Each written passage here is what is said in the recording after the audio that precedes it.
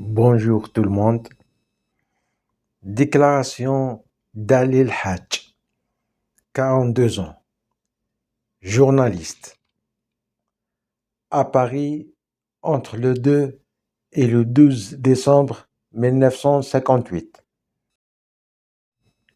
C'est dans les lavabos des caves de la DST que j'ai vu M. Boumaza.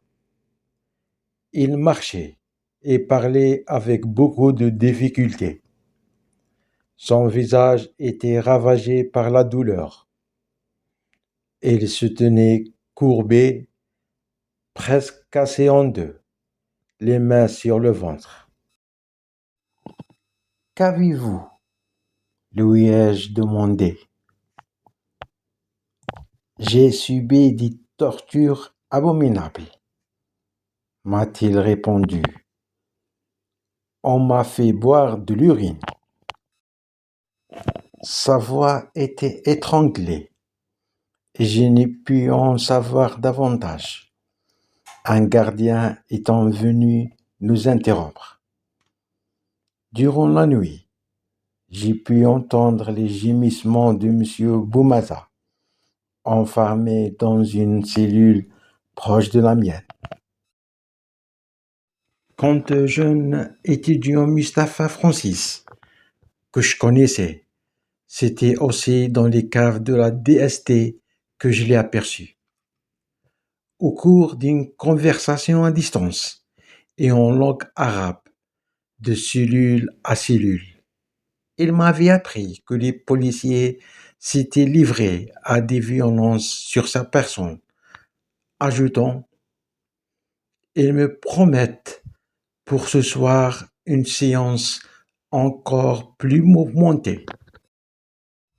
De fait, je n'ai revu Mustapha Francis qu'à la prison de Fresnes, où il m'a révélé qu'après avoir subi des tortures redissociées, il avait été dirigé directement sur l'Hôtel-Dieu. Maintenant, je vais parler d'une autre personne. C'est M. Kbaili. Je l'ai rencontré dans les escaliers des locaux de la DST, rue du Saussé, un matin de décembre 1958, au moment où on me conduisait à l'interrogatoire. Jamais je n'oublierai l'image qui s'offrait alors à ma vue. Et pourtant, elle n'a duré que l'espace de quelques dizaines de secondes.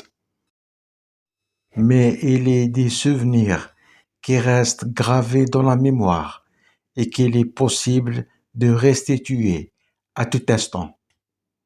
Ainsi en est-il de celui-ci. Dans le même temps donc où je gravissais les escaliers, M. Kbaili les descendait. Et il les descendait si lentement que j'ai eu tout le loisir de distinguer la forme, ou plus exactement l'aspect informe dans son visage. C'était comme une monstrueuse plaie, et seuls les yeux, des yeux exorbités, hagards, indiquaient que c'était le visage d'un être humain. À la place des lèvres, M. Kbaili avait deux volumineux et grotesques morceaux de chair rougeâtre effondillés.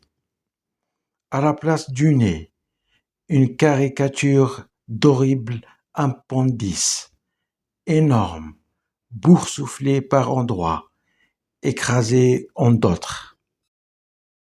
Son visage enflé, à éclater, présentait un aspect hallucinant. Lorsque je l'ai croisé, j'ai deviné, dans son regard perdu dans le vague, combien atroce avait dû être son calvaire. Fin de déclaration. Merci.